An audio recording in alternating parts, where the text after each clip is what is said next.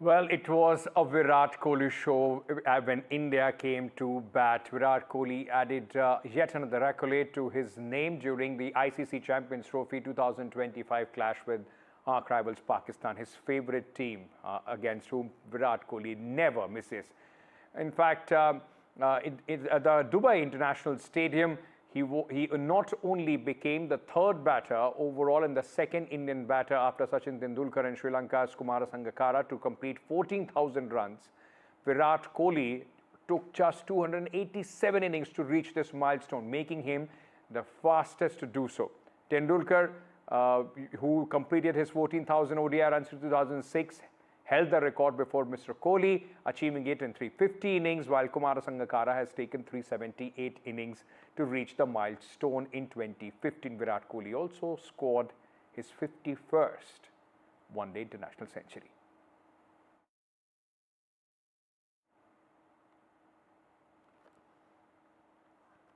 India has won against Pakistan. And tell me, how exciting was this match and who were you rooting for, honestly? Honestly, India. What a question to be asked. No, person.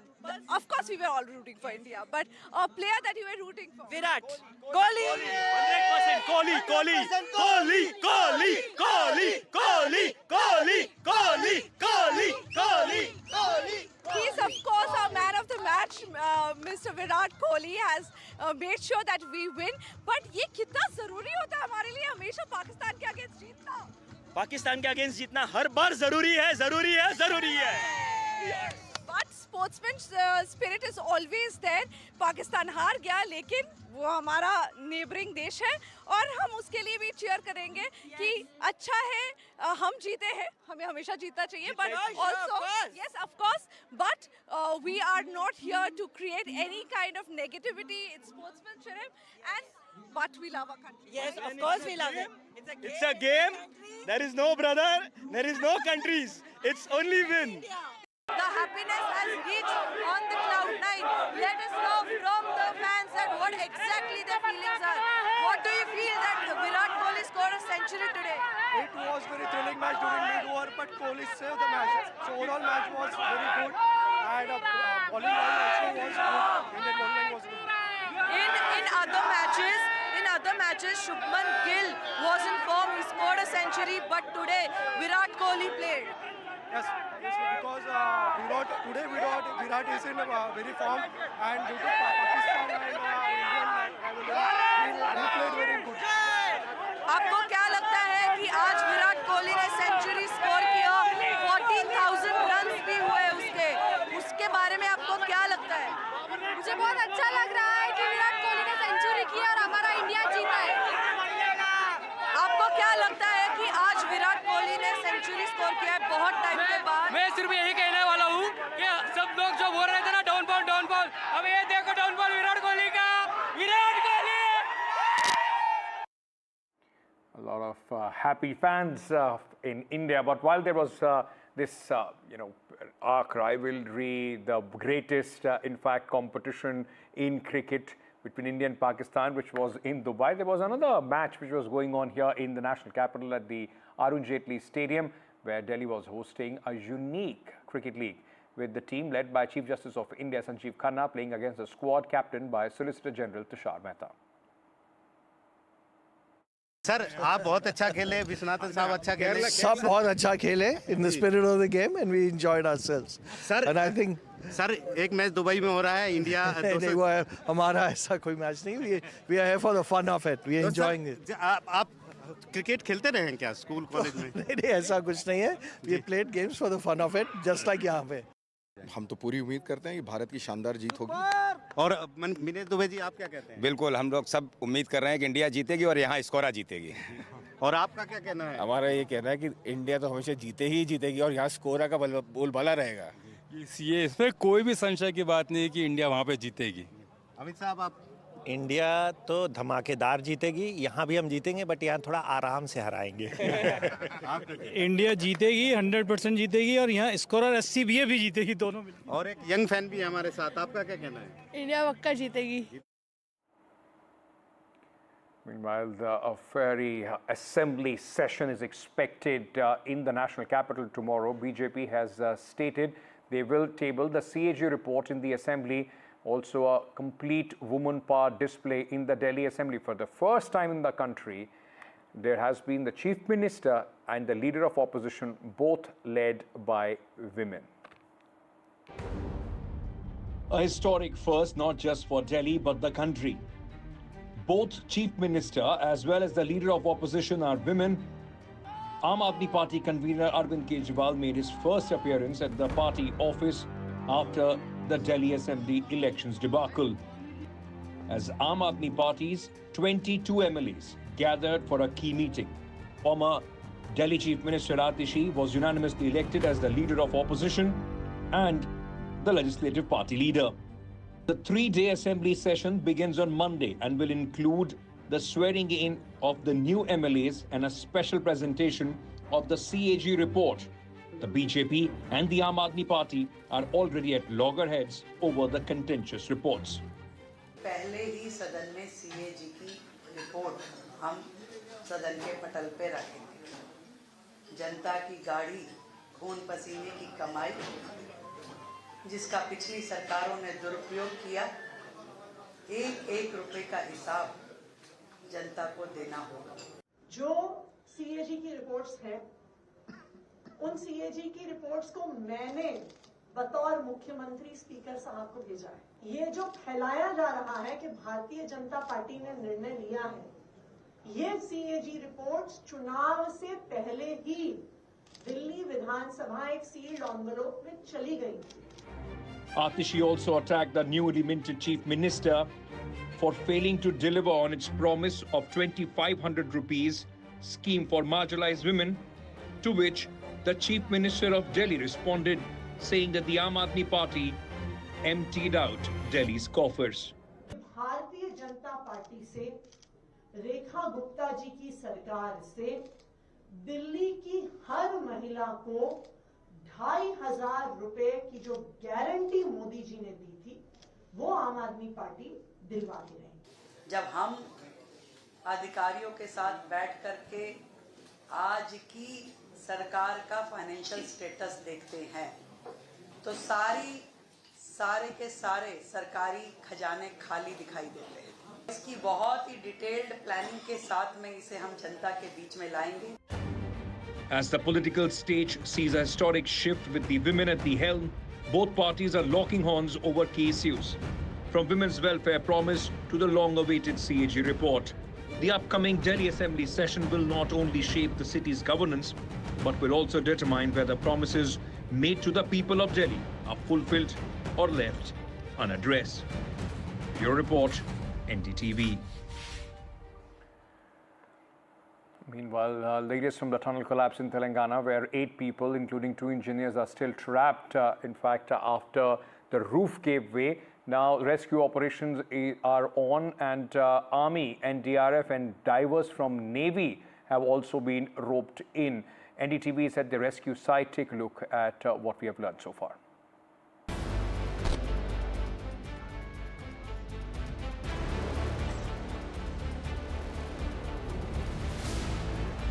आवाजें आ रही है, रास्ता दिख रहा था उधर।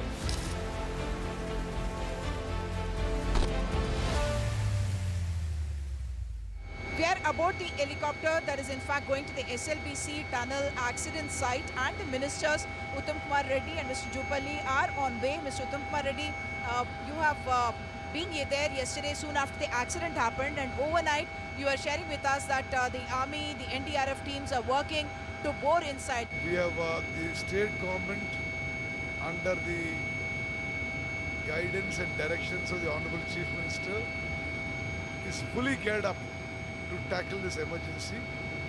We have also sought the help of the Indian Army. We also sought the support of the National Disaster Response Force, and everybody has been mobilized. All resources have been put together. All the most well-known tunnel experts in the country have been brought to the site. We are here at the mouth of the tunnel that you can see, and from here it's about 13.5 kilometers inside that the collapse of the roof has happened.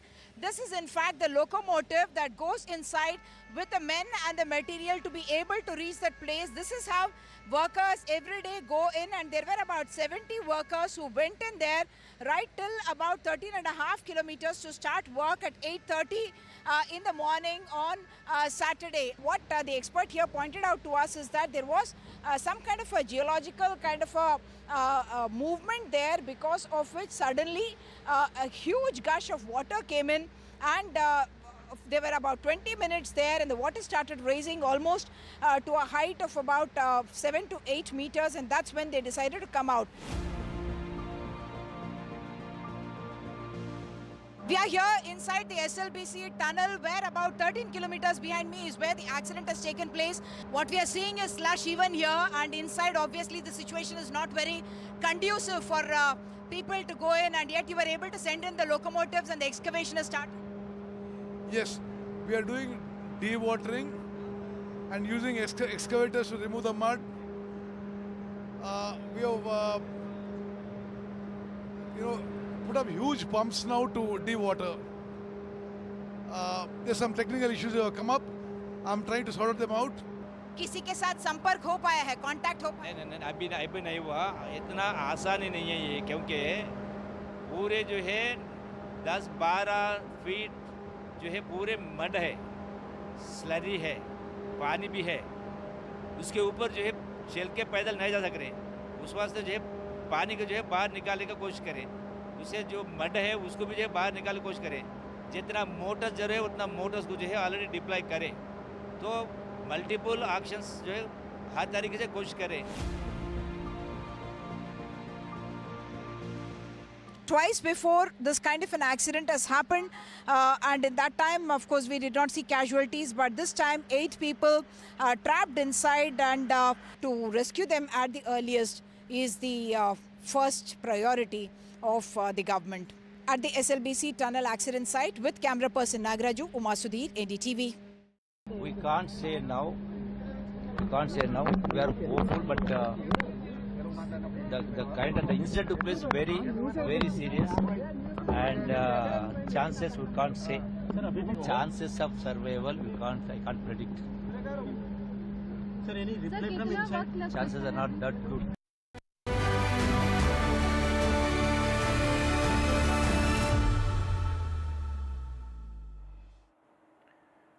Crucial voting has ended in Germany as the nation completes a rare snap election following the collapse of Chancellor Olaf Scholz's government late last year. The first exit polls project Friedrich Merz's Conservative Christian Democratic Union set to win, but a strong second-place finish for far-right alternative Germany, which looks like it's likely to achieve its best results yet. However, the same cannot be said for Olaf Scholz's SPD, which is projected to slump to its worst performance in the post-war period. Despite early indicators of a likely win for the Conservatives, Germany could face months of political uncertainty, as it will almost have to form a coalition government to secure a majority. All right, Trent Murray is joining us at this moment from Berlin in Germany. Thank you, Trent, for speaking to us. Let me first understand from you, what are the exit polls predicting, and is there a clear winner, or is there going to be a coalition government which sets to be or seems to be coming in?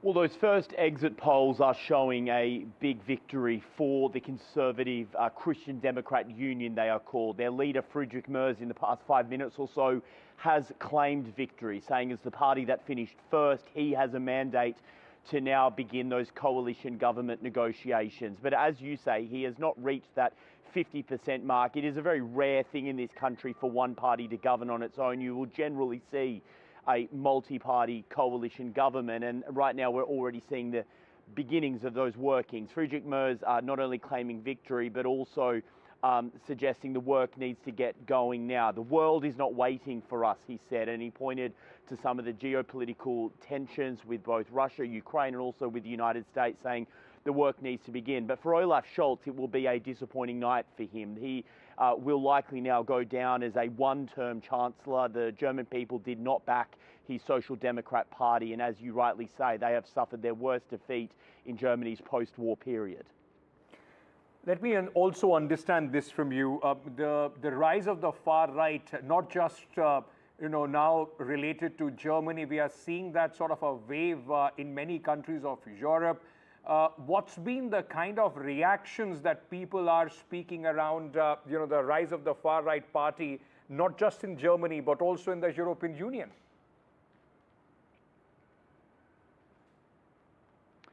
Yeah, I mean, that would be one of the other big takeaways of tonight. The far-right Alternative for Germany party has secured its best result yet at around 20% of the vote. It is firmly now the second party in this country, and they will set themselves up to become the official opposition. Their leader, Alice Weidel, will be the opposition leader in Germany, and they will take that as a big win. When you listen to their rallies and their political campaigning, you do hear rhetoric and messages that we do here in other parts of Western Europe. She speaks about issues like illegal immigration, law and order, rallying against things like green energy, and also trying to bring more power back to Berlin instead of Brussels at an EU level. Clearly, it was a message that resonated with a growing number of people here in the country, and I think for the broader European Union, they will really get the wind in their sails because of the AfD's performance tonight.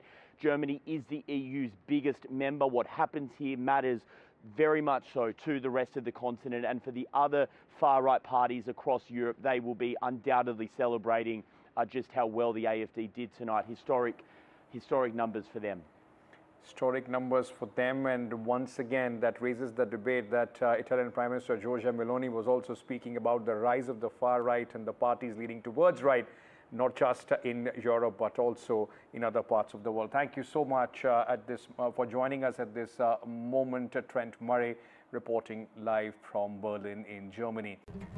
As Russia-Ukraine war enters its fourth year on Monday, Ukraine President Volodymyr Zelenskyy said he was willing to give up his position if it meant peace in Ukraine, quipping that he could exchange his departure for Ukraine's entry into NATO. While speaking to reporters in Kyiv, Zelenskyy said he wanted to see US President Donald Trump as a partner to Ukraine and more than a simply mediator between Kyiv and Moscow. Zelenskyy comments, in fact, come after Russia launched a large-scale drone attack across Ukraine the day before the third anniversary of the war. З останнього, якщо мир для України, якщо вам дуже потрібно, щоб я залишив свій пост, я готовий. Друга історія, можу поміняти це на НАТО, якщо є такі умови одразу, щоб довго про це не говорити.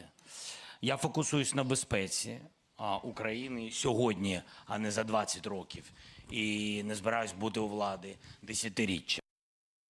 Andrei, just also, for the benefit of our viewers here in India, what has been the reaction of the people of Ukraine to this sort of offer that President Volodymyr Zelenskyy has made that, if it helps, he will step down?